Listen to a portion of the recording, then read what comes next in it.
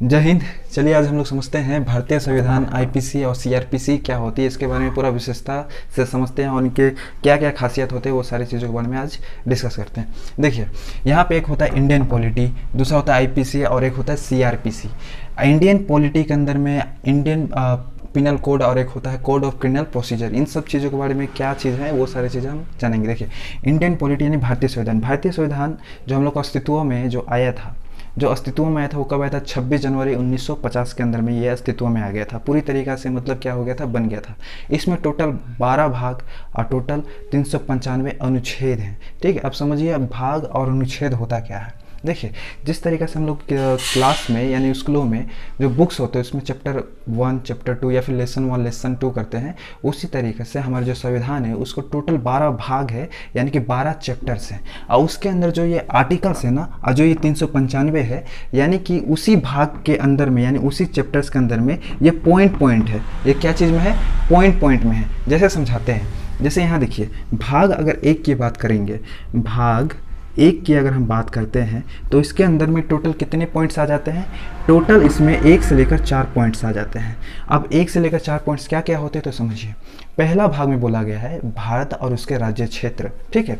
दूसरा भाग में बोला गया है यानी कि दूसरा अनुच्छेद में बोला गया है कि भारत में जो संसद है उसको यह अधिकार है कि भारत के बाहर में रह रहे राज्यों को उसके अंदर में क्या कर लेना, विलय करवा लेना।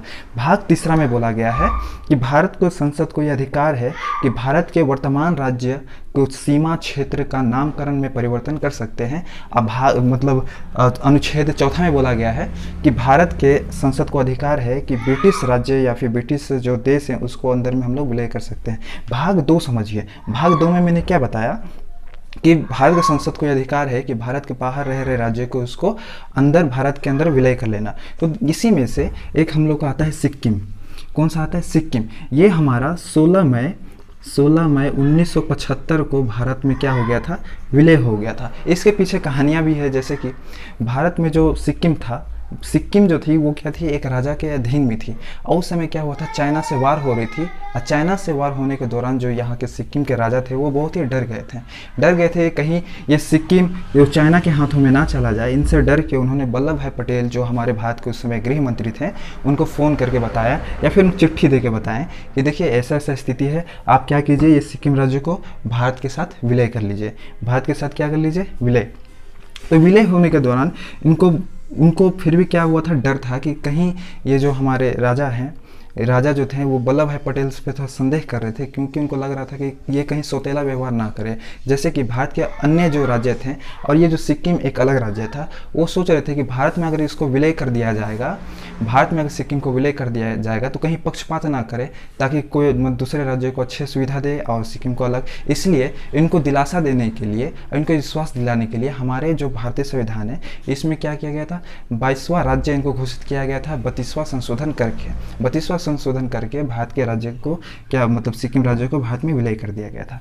तो ये हमारा अनुच्छेद 2 के अंदर बता। आप समझ गए होंगे कि भाग, चैप्टर यानी और अनुच्छेद किसको कहते हैं, ये अच्छे से समझ गए होंगे। इसी के अंदर देश, राज्य, संसद, मूल अधिकार, कर्तव्य, नागरिक, ये सारी चीज़ आ जाती है। देश में क्या क्या होती है? देखिए, देश के अंदर में पीएम होती है, गवर्नर होती है, ठीक है।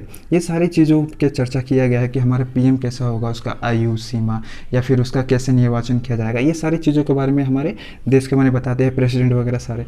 राज्य के अंदर सीएम, गवर्नर किस तरीक़े से बनेंगे, वहाँ पर विधान परिषद किस तरीक़े से होगा, ये सारी चीज़ को राज्य की चर्चा की गई है। संसद इसी प्रकार से चर्चा किया गया है। मूल अधिकार कैसे होंगे हम लोगों का, कर्तव्य क्या होगा, नागरिक क्या होंगे, ये सारी चीज़ों के बारे में इंडियन पॉलिटी यानी भारतीय संविधान में इसकी पूरी चर्चा की गई है डिटेल्स में। इसी के अंदर एक आता है आईपीसी, जिसको बोला जाता है Indian penal code. Indian penal code के तहत में अगर कोई अपराधी होता है, जैसे चोर हुई, कोई चोर क्या हुआ, कोई चोरी करके भाग रहा है और वो पुलिस के हत्थे चढ़ गया। पुलिस के जब हत्थे वो चढ़ जाएगा तो वो क्या करेगा, वहाँ पे वो लगा देगा क्या, आईपीसी की धारा। यहाँ पर देखिए सेक्शन होती है, जो आईपीसी होती है इसमें धारा होती है। हमारे संविधान में क्या होती है, अनुच्छेद यानी आर्टिकल होता है। तो ये सेक्शन लगाती थी पुलिस, क्या करती है, सेक्शन लगा देती है कि भाई तुमने चोरी करके भाया, तुम्हारे ऊपर ये धारा लगेगी। फिर इसमें टोटल कितने चैप्टर्स होते हैं, इसमें टोटल भाग यानी चैप्टर्स यानी भाग यानी लेसन, टोटल लेसन कितने होते हैं, 23। और इसमें धारा की संख्या जो होती है 511 होती है, ठीक है। और ये अस्तित्व में कब आया था? देखिए, ये बन चुका था आपको 1834 में, 1834 में ही ये बन गया था, लेकिन ये अस्तित्व में यानी इसका जो कानून का इम्प्लीमेंट हुआ था वो हुआ था 1860 में। लॉर्ड मैकाले के वक्त में ये क्या हो गया था, हमारा अस्तित्व में आ गया था। तो इसमें आप ये समझ गए होंगे। इसके अंदर में जो हमारा ये जो आईपीसी है ये हमारा विश्व का सबसे बड़ा दंडिक संहिता कानून है। दंडिक कानून मतलब होता है दंड देने वाला। एक होता है सीआरपीसी यानी कोड ऑफ क्रिमिनल प्रोसीजर, इसको हिंदी में बोला जाता है दंड प्रक्रिया संहिता। ये अस्तित्व में कब आया था, तो 1973 में ये क्या हो गया था, हमारे अस्तित्व में आ गया था, यानी इम्प्लीमेंट हो गया था। इसमें भी धारा लगती है।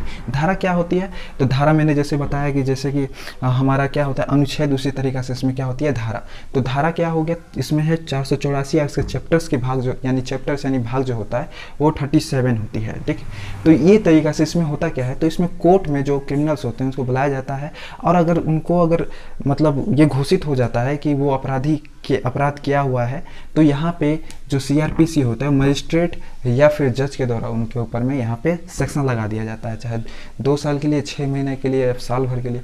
अब वो सेक्शन के ऊपर डिपेंड करता है कि उसके ऊपर में कैसा सेक्शंस लग रहे हैं, ठीक है। इसी के अंदर आता है एक तो सिविल लॉ, ये बोलते हैं नागरिक संहिता। ये नागरिक संहिता क्या होती है, इसके अंदर में बहुत सारे बोर्ड्स आते हैं, Muslim law board, Hindu law board, इन लोग का अपना अपना कानून होता है जिसके तहत लोग अपना जीवन यापन करते हैं, ठीक है। इनके ऊपर में कोई हस्तक्षेप नहीं करता है, ठीक है। तो आई होप ये इंडियन पॉलिटी, आईपीसी, सीआरपीसी क्या होती है आपको अच्छे से समझ में आ गई होगी।